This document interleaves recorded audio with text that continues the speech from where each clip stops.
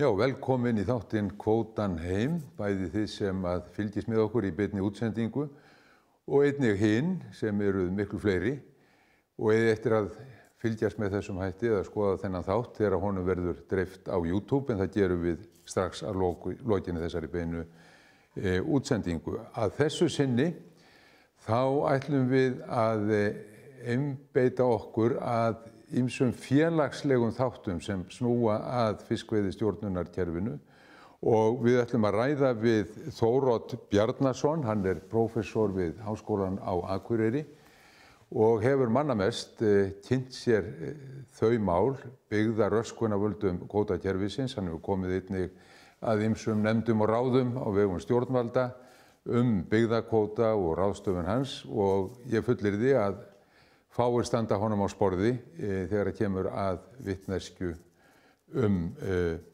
þessi mál.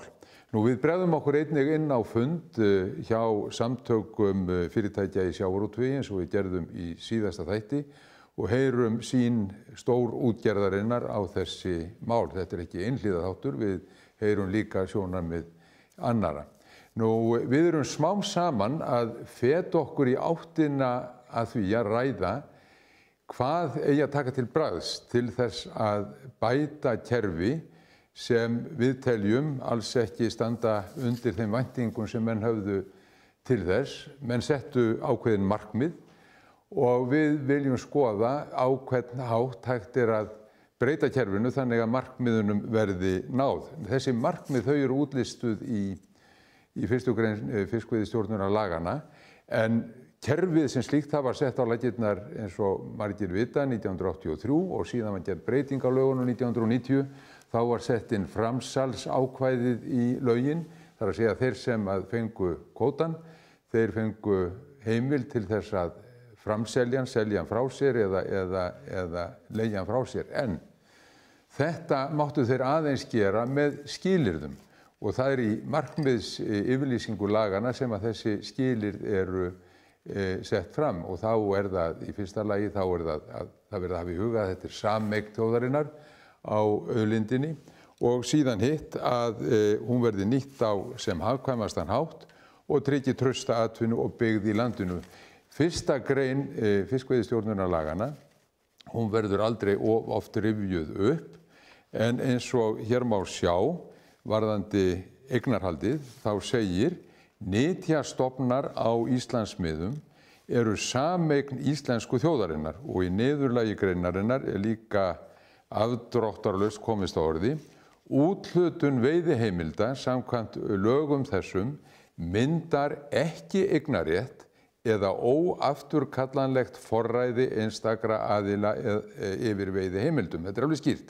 Myndar ekki eignarrétt eða óafturkallanlegt forræði einstakra aðila yfir veiðiheimildum. En þó að þetta sé skýrt, þá eru menn að deila þetta.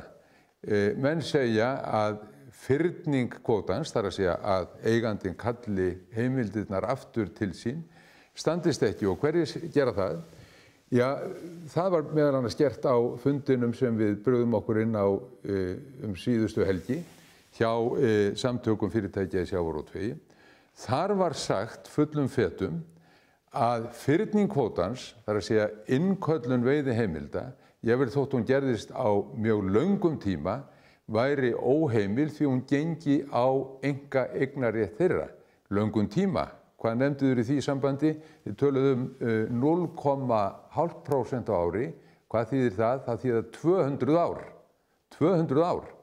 Það að segja, ef við byrjuðum að innkalla kvótan núna og því ferlinu lyki 2220, þá náttúrulega gengi það ekki að þeirra mati vegna þess að það gengi á þeirra eignarétt. Og ef við færum aftur í tíman, þá þyrftum við að fara aftur til ársins 1820, Napóleonstríðunum var vissulega lokið þá, en það var á því ári sem að menn uppgötvuðu Suðurskautslandið. 1820 fæddist Grímur Thomsen, ársæla skáldið okkar. Grímur dó 1896, þá var hann að nálgast áttrætt, en samkvæmt tímatali stórútgerðarinnar á Íslandi, þá vorum við ekki komin inn í helming þess fyrningatíma sem að þeir segja sé ekki einu sinni leyfilegur. Þannig að þeir sem svona tala og skilja ekki þessi lög, þeir þurfa náttúrulega að fá frekari styrkingu á þessu í stjórnarskrá landsins. Þess vegna hafa menn lagt áherslu á að fá eignarréttinn, eða kveðið á eignarrétt á auðlindum þjóðarinnar í stjórnarskrá. Og þetta er verkefni sem við þurfum að gera. Það skiptir máli hvernig það er orðað, að það sem ég er fyrst og fremst að tala og við erum fyrst að tala er að kveða á eignarhaldið. Síðan er það önnur saga hvernig við hverju sinni ráðstöfum þessari eign okkar.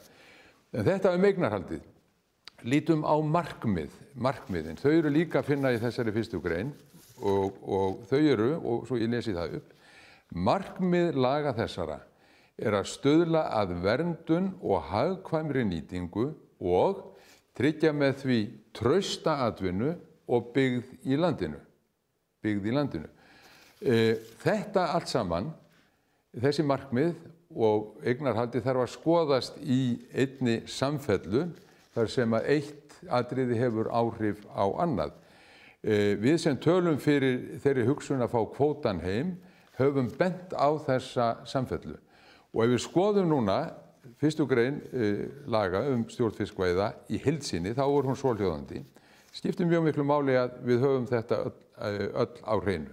Nytjastofnar á Íslandsmiðum eru sameign íslensku þjóðarinnar. Markmið laga þessara er að stuðla að verndun og hagkvæmri nýtingu þeirra og tryggja með því trausta atvinnu og byggð í landinu. Úthlutun veiðiheimilda samkvæmt lögum þessum myndar ekki eignarrétt eða óafturkallanlegt forræði einstakra aðila yfir veiðiheimildum. Þetta er alveg skýrt, þetta er kýrskýrt. Og við sem stöndum að þessari kröfu kvótann heim, við erum ekki að biðja að horfið verði aftur í tímann. Við viljum fram á við fögnum framförum. Við fögnum þeim tæknibreytingum sem orðið hafa og mörgu sem hefur að gerast í íslenskum sjávarútvegi. Við erum einfaldlega að segja að við viljum aðkomu eigandans, þjóðarinnar, okkar, samfélagsins, að ráðstöfun þessara eigna okkar. Og við sættum okkur ekki við að þegar að atvinnan er tekin frá fólki á Húsavík, á Akranesi, höfnin tæmd þar, að þá verði sagt við fólki þegar fiskvinnslan og allt er kvótinn kominn til Reykjavíkur, heyrðu, horfiði á alla fínu innviðina sem hafa verið smíðaðir á síðustu árum. Akkur farið ekki bara í strætó í bæinn? Þetta er afstaða sem að við viljum ekki horfa lengur upp á og viljum breytingar á þessu kerfi. Við erum að segja að þessir félagslegu þættir, byggðin í landinu og hvernig auðlindin gagnast samfélaginu, þetta eiga ekki að verða afgangsstærðir. Þetta eiga ekki að verða afgangsstærðir sem að okkur hefur þótt gæta að viðhorfi sé hjá stórútgerðinni á Íslandi. En áður við ræðum við Þórodd Bjarnason, prófessor á Akureyri, við Háskólann á Akureyri, þá skulum við heyra í Heiðrúnu Lind Marteinsdóttur fjalla sín stórútgerðarinnar í samtökum fiskvinnslufyrirtækja í sjávarútvegi á þau markmið sem sett eru fram í lögum stjórn fiskveiða og ég hef hér vísað til. Mig langar aðeins að taka þetta út frá því sem að oft er talað það er sjálfbærni og sjálfbær sjávarútvegur og þá er gjarnan vísað til 1. grein laga stjórn fiskveiða sem að lýsir því markmiði að við eigum að vernda fiskistofna og auka hagkvæma nýtingu þeirra og þannig treysta byggð í landinu. Þetta eru sem sagt þessir 3 hringir sjálfbærni. Og mér finnst það stundum farast fyrir í umræðunni að þetta séu tengdir þættir. Það er eins og það sé litið á þessa 3 þætti sem sjálfstæða þætti sem að eru ekki tengdir hver öðrum og gjarnan, þarna vísa ég þá helst til kannski það hvernig treystum við byggð í landinu. Það er í sjálfu sér ekki sjálfstætt markmið og mér finnst það að vissu leyti ósanngjörn umræða þegar að þannig er talað að það sé á ábyrgð atvinnugreinarinnar að treysta byggð í landinu og ef að það er ekki gert að þá þurfi stjórnvöld einhvern veginn að grípa þar inn í. Löggjafinn setti þetta markmið að ef að við nýtum fiskistofna, verndum þá, tryggjum sjálfbæra veiðar og hagkvæmni fyrirtækja í því fólst meðal annars samþjöppun í sjávarútvegi sem var nauðsynleg. Með því ef að okkur tekst að vinna þessa þætti vel, að þá munu þessir þættir leiða til þess að við getum treyst byggð í landinu. Þannig að mér finnst þetta ótrúlega mikilvægur punktur sem að við gleymum oft. Þessir þættir verða að spila saman. Og án þess að ég kannski vísi til einhverjar einnar umræðu umfram aðra, þá hefur aðeins verið rætt veruleg uppstokkun á þessu kerfi á umliðnum vikum og mánuðum undir kannski formörkjunum kvótan heim meðal annars. Þetta er nú ekki ný umræða, hún hefur oft og tíðum dúkkað upp og með kannski mjög reglulegu millibili. En þar auðvitað kannski áherslan einmitt á þetta samfélagslega að treysta byggð í landinu, að ég veit nú ekki hvernig þetta nákvæmlega hugsað, en ætlum við að setja hér skip í hvert bæjarfélag, vinnslu í hvert kaupstað. Við höfum reynt það áður, það mistókst. Þetta kann að vera samfélagslegt verkefni, að þá tryggjum við fleiri störf, en við erum ekki með því að stuðla að því að við treystum hina tvo þættina í sjálfbærninni, því miður. Þannig að við verðum að tala um. Já, þetta var Heiðrún Lind Marteinsdóttir, framkvæmdastjóri hjá Samtökum stórútgerðarinnar, og við heyrðum hennar og þeirra sýn á þessi mál. Það er alveg rétt sem að Heiðrún Lind segir, þetta er langhlaup, en því langhlaupi er ekki lokið. Við erum bara á fyrsta hring. Og nú skulum við bregða okkur norður til Akureyrar og heyra sjónarmið Þórodds Bjarnasonar, prófessor við Háskólann á Akureyri. Velkomin til fundar við þjóðina kvótakerfið. Við erum með það til umfjöllunar í þessum þáttum, kvótan heim. Ég sagði í inngangi áðan að fáir stæðu þér á sporði hvað við kemur þekkingu á byggðaþróun og rannsóknum á tengslum byggðaþróunar við kvótakerfið í þeirri mynd sem við þekkjum það. Mig langar til að byrja á því að spyrja þig, eða biðja þig að segja okkur örlítið frá þessum rannsóknum þínum og aðkomu að þessum málum. Já, sko, ég hef komið að þessu sem bara fræðimaður, sem háskólakennari, og verið að svona stúdera byggðaþróun á Íslandi og þróun bæði stærri og smærri byggðarlaga og það þætti sem áhrif á það. Og þar hafa sjávarbyggðirnar verið svona einn hluti af því. Og síðan hef ég líka komið að þessu frá stefnumótun. Fyrst sem formaður stjórnar Byggðastofnunar þegar að sértæki byggðakvótinn var settur á laggirnar.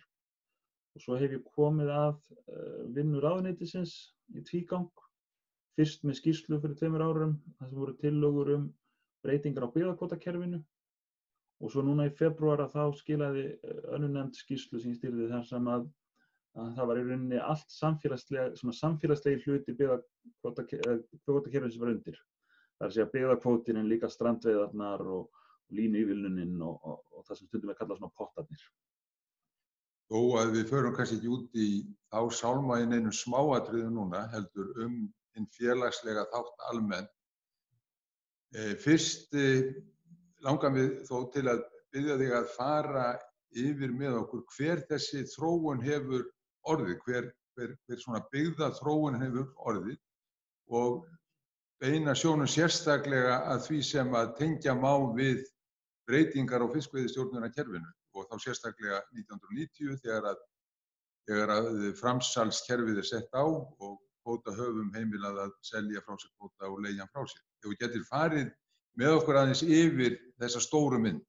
Já, sko ef við tökum svona stóru myndin, ef við tökum 120 ára söguna á svona örststundu, að þá getum við sagt að svona iðnbylting á Íslandi verður með vélvæðingu sjávarútvegi, rétt eftir aldamótin 1900, á fyrstu árum 20. aldarinnar.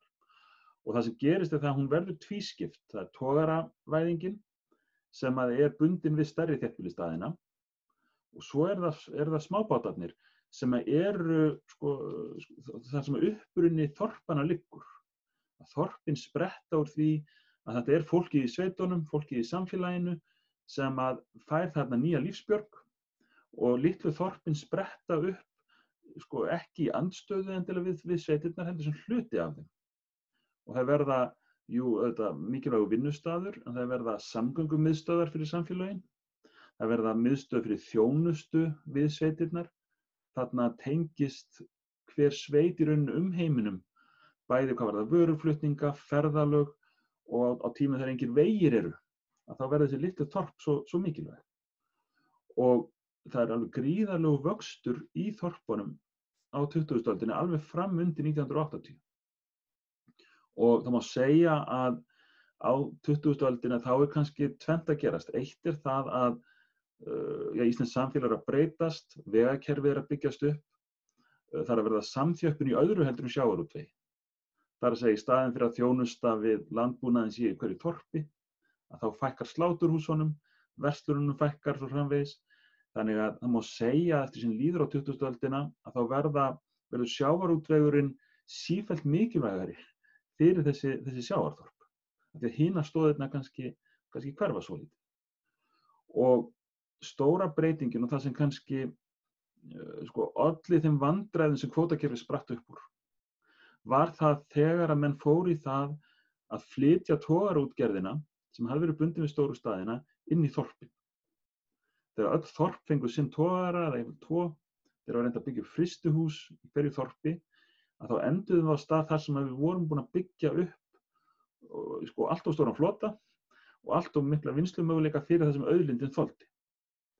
Þannig að það er þessi ótvírætt að kvótakerfið sprettur upp úr þversögn vandamáli sem var komið upp á þessum tíma og var ein lausn á því, ekki eina lausnin, en það kemur til vegna þess að það voru orðnir allt of margir togarar, það voru allt mörg frystihús sem þýddi það að það voru allt of mörg þorp með gríðarlega mikla möguleika á framleiðslu í sjávarútvegi.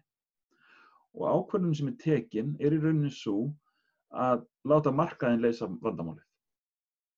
Og menn töluðu það að þegar kvótakerfið var sett upp, að þyrfti að fækka skipunum, að þyrfti að fækka frystuhúsunum. Það talaði enginn það að þyrfti að fækka þorpunum, en það er eiginlega lá í því.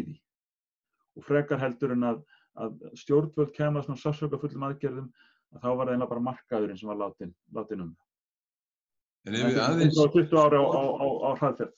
Já, það er mjög gott. En Þóroddur, ég var að fá, þú varst með svona skilti eða graf sem sýnir þessa þróun í byggðunum á 20. öldinni. Að við fáum þetta á skjáinn, þetta graf sem sýnir hvernig byggðirnar rísa mjög bratt og svo hníga aftur. Já, við getum sagt að þéttbýlisvæðingin á Íslandi verður mjög hröð. Og það sem þessi mynd hér sýnir er fólksfjölgun á Íslandi og Bleikiflöturinn er höfuðborgarsvæðið sem ber upp í vöxtinn. En það er ekki þannig að þessi fólksfækkun annars staðar, það er bara höfuðborgarsvæðinlega bætist við. Og þegar við horfum á sjávarþorpina þá hefur svolítið verið sem að halda því fram að það væri nú ekkert ljóst hvað áhrif kvótakerfið hafi á byggðirnar og þá hefur þessi mynd stundum verið sýnd eða einhver útgáfa af henni sem sýnir það að allar sjávarbyggðir á Íslandi þær vaxa hratt fram til 1980 og svo verður einhvers konar stöðuleiki eftir það. En inn í þessari mynd er Akureyri, inn í þessari mynd er Keflavík og Njarðvík og Sandgerði og framvegis. Þannig ef að við horfum á litlu sjávarbyggðirnar, byggðirnar sem voru með færri en 500 íbúa þegar kerfið kom inn, að þá lítur myndin svona út. Og þá sér maður að þennan hraða vöxt sem verður frá byrjun 20. aldarinnar fram undir 1980, kvótakerfið kemur inn í áföngum 84 og 90 og svo hefur fólksfækkunin í þessum byggðarlögum verið hraðari heldur vöxturinn var fram að því. En jafnvel þó að þetta hafi verið afstaða manna að það þyrfti að fækka hugsanlega í flotanum og þetta gæti leitt til byggðaröskunar, að þá sáum við það nú kannski ekki fyrir að niðurstaðan yrði sú að Akranes til dæmis yrðu ryksuguðu og flutt bara öll útgerð þaðan eins og hún leggur sig í einu vetfangi. Að sama gerðist á Húsavík. Við sjáum þessar, við höfum séð það í fyrri þáttum hérna, hvernig þessar svona félagslegu afleiðingar slíkra flutninga hafa verið. Það síðan annar þáttur, ekki satt?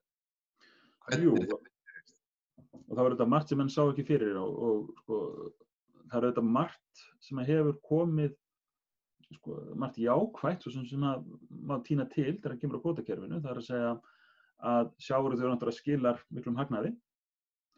Það var orðið miklar sko, tækniframfarir sem tengjast í hversu miklu peningar, hversu mikill arður er af sjávarútveginum, sem þýðir það að sko, öryggi hefur aukist borð, það sko, slysum hefur fækkað. Það var orðið til ný störf, alls konar hátæknistörf og störf í markaðssetningu og annað slíkt. En svoleiðis störf, svoleiðis uppbygging hefur verið svona borgaruppbygging. Það er að segja að störfunum hefur fækkað mjög mikið, svona því sem stundum kallast svona blautu störfin. Störfum í veiðum og vinnslu hefur fækkað, það voru til ný störf í borginni. Og það sem líka hefur gerst að jú, við getum bent á þorp sem hafa lent í miklum vanda vegna þess að þau mistu frá sér allan kvótann. Og það er náttúrulega svona hamfarir sem að þorp hafa lent í. Hins vegar getum við sagt að óstöðuleikin í kvótakerfinu, það að bara einn morgun í gæti Excel-skjalið sagt útgerðin að selja, það þýðir það að það er svo mikil óvissa í öllum byggðarlögum. Þannig að jafnvel þorp þar sem að sjávarútvegurinn stendur bara býsna vel í augnablikinu, það vita menn að þetta gæti horfið yfir nótt. Og þá er spurningin, ætlar að kaupa þér hús í slíku byggðarlagi, ætlar að stofna verslun, ætlar að hvetja börnin til þess að vera áfram.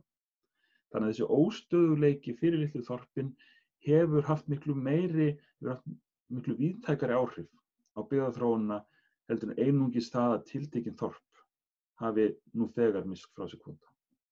Þá náttúrulega þessi spurning þegar þú talar arðsemi og sem að hlýsta af tækni framförum og hugsanlega einhverju samlegð og breytingum sem að jákvæð. Arðsemi annars vegar, ef að hún lendir öll í vasan á sífækkandi eða sífærri vösum en ekki í maga þjóðarinnar, ekki hjá samfélaginu, að þá má spyrja ávinning og það er kannski það sem að við erum að horfa til líka, hvernig við tryggjum ávinningin af nýtingu auðlindarinnar þannig að það gagnist sem flestum og það gagnist samfélaginu sem best. Og það er þetta sem að þú hefur líka verið að skoða, ekki satt? Jú, ef maður horfir á bara fyrstu grein laga stjórn fiskveiða, að þá getur maður svona lesið út úr henni að það eru svona kannski 3 hagsmunahópar sem við erum að horfa til, eða kannski 4. Það er að segja, eitt er auðvitað það að vernda auðlindina. Það er alveg ljóst.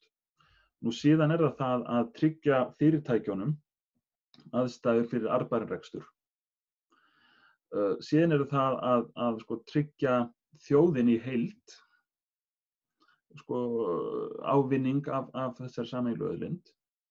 Og svo er það spurningin með hennar 4. aðila, hvort að litlu þorpin eigi sjálfstæðan rétt í því. Til viðbótar við rétt þjóðarinnar í heild eða til viðbótar við rétt fyrirtækjana og stundum í umræðinni þá reyna menn að tengja það saman, segja hagsmunir þorpana eru þeir sömu eins og útgerðarinnar eða hagsmunir þorpana eru þeir sömu og þjóðarinnar. En það mætti alveg spyrja þessari spurningar. Ef við ætlum að hámarka arð útgerðarinnar, þá myndum við ekki hafa neina reglur. Þá myndum við bara láta útgerðina hafa þetta allt saman og myndum ekki stýra svona nokkuð hátt. Ef við ætlum að hámarka svona arðsemi ríkisins eða þjóðarinnar og ætlum ekkert að taka tillit til annarra, útgerðarfyrirtækjanna eða þorpana, þá myndum við kannski bara bjóða þessar heimildir út á alþjóðlegum markaði og bara hvernig fær ríkissjóður flestar krónurnar. Ef við ætlum að hámarka réttindi þorpana, þá myndum við deila öllum kvótanum á þorpin. Og ekkert af þessu þrennu er raunhæft. Þannig í rauninni við erum að tala það hvaða balans þarna á milli erum við tilbúin til þess að finna. Hver er réttur þorpana sem byggðust upp í kringum sjávarútveg eiga kannski ekki öðru að hverfa. hver er sá réttur gagnvart hinum og hvernig ætlum við að tryggja? Já, og þetta það kannski sem að við erum að hugsa, ekki að hverfa aftur í tíman, heldur að nýta okkur þær framfarir sem verið hafa en í þágu samfélagsins. Og það þetta sem þjóðfélagið vill bara skoða núna þegar það horfir upp á það sem að gerast, að fáir eigendur stórfyrirtækjanna að greiða sér út í arð bara þessa dagana meðan að veiran herjar á okkur, milljarða ofan, og við höfum líka horft á þessar félagslegu hamfarir á stöðum eins og ég nefndi Akranes, Húsavík, ég nefni það vegna þess að við fengum fulltrúa verkalýðsfélaganna og fiskvinnslufólks til að tjá sig það hér í þessum þáttum. Og þeir segja, jú, útgerðin talar stöðugleika, að hún vilji stöðugleika, en fyrir þetta fólk sem að missti lífsviðurværi sitt, þar sem atvinnan og lífsbjörgin var tekin burt, að það býr að sjálfsögðu ekki við nokkuð stöðugleika og það hlýtur að vera markmið. Og þá langar við til að víkja þessum nefndum sem að þú nefndir hér í upphafi, sem að mér fannst vera með mjög athyglisverðar hugmyndir, annars vegar nefndum framtíðarskipan byggðakvótans og síðan hinn félagslega þátt kvótakerfisins almennt. Og þar las ég, eða fylgdist með því, þegar Tálknafjörður vildi taka byggðakvótann, og mér langar til að bara ræða þessa hugmynd, ekki byggðakvótan sem slíkan, þessa hugmynd. Hann vildi taka byggðakvótann þegar fiskvinnslan á Tálknafirði lokar 2015 og þau höfðu verið með það skilyrði að það yrði að landa byggðakvótanum á Tálknafirði. Hún lokar hins vegar og þá segir sveitarstjórnin eða meirihluti hennar, við viljum leigja hann frá okkur en nota ávinninginn til hagsbóta fyrir samfélagið, til atvinnu uppbyggingar hugsanlega á öðrum sviðum á Tálknafirði. Og þau sögðu að þetta væri byggt á hugmyndum sem að þið hefðu sett fram í þessari nefnd. Viltu aðeins segja okkur frá þessu? Já, og ég held að, eins og þú sagðir hérna áðan að þessi samanburður við fyrirtækin svo sem bara áhugaverður. Það að segja, fyrirtækin þurfa fyrirsjáanleika, þau þurfa að sjá fram í tímann og þau þurfa að fá að ráða því hvernig sínum hagsmunum sé best borgið. Og ef við bara tökum þetta og segjum, þetta á líka við byggðarlögin. Þau þurfa að hafa fyrirsjáanleika, þau þurfa að sjá fram í tímann og þau þurfa að hafa tækifæri til að móta sína framtíð. Þá erum við kannski brjótumst við út úr þessari umræðum það að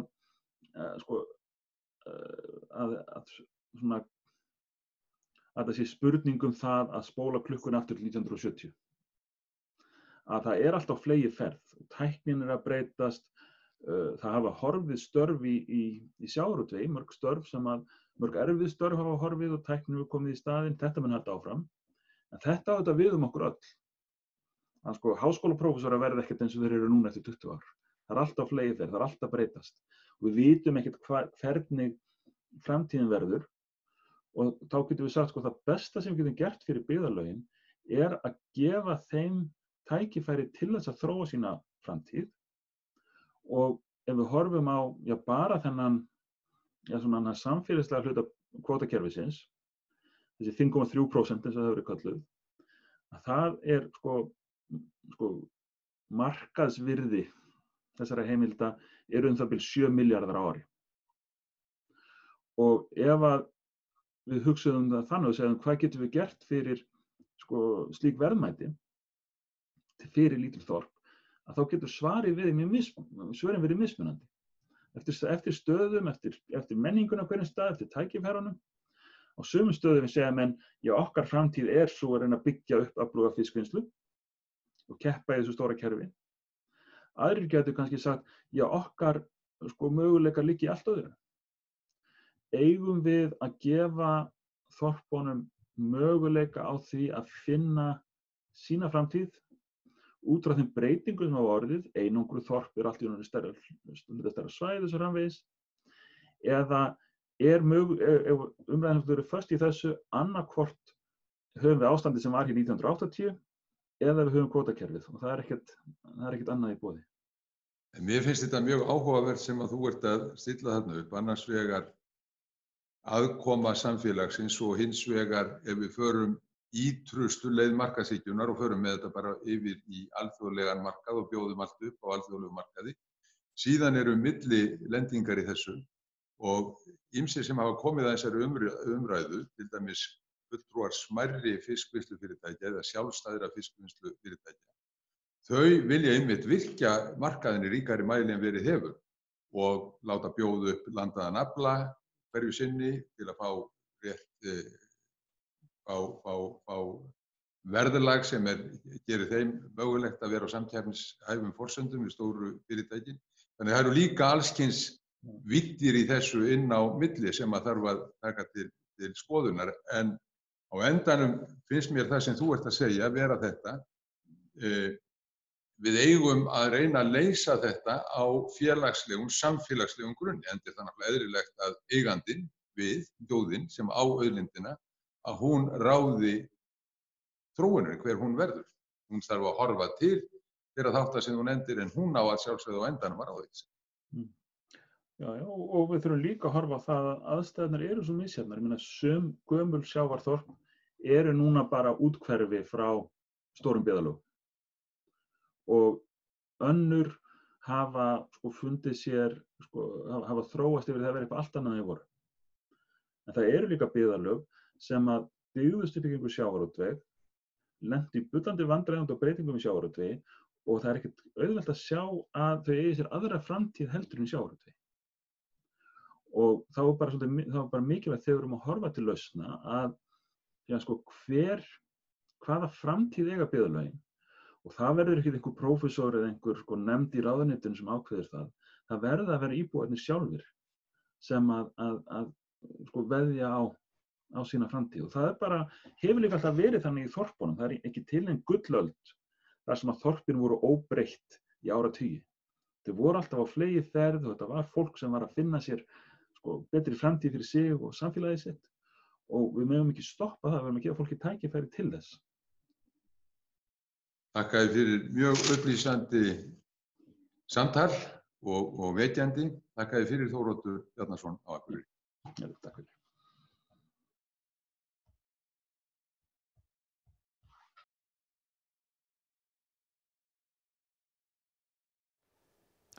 Já, þetta var Þóroddur Bjarnason, prófessor við Háskólann á Akureyri.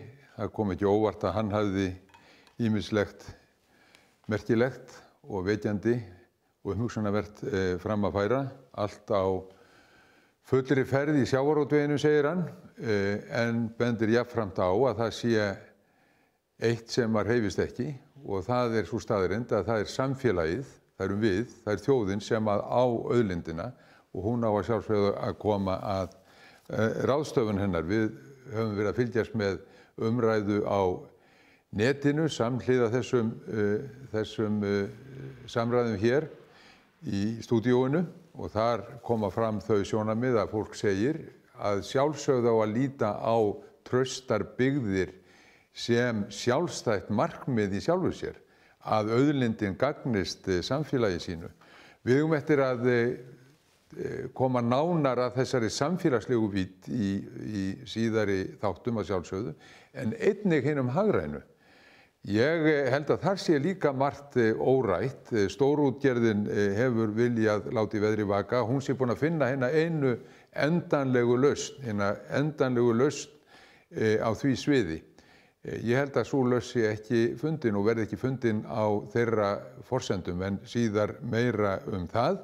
Þessum þætti er lokið. Við verðum hér ekki næsta sunnudag, það er páskasunnudagur. Við sleppum honum úr, við bara hugsum hvert sig kvótann, en aðalega páskana og fjölskyldur okkar og hvert annað. Við hittumst hér aftur, við reiknumst til að það sé 19. apríl, sunnudaginn 19. apríl, verið sæl.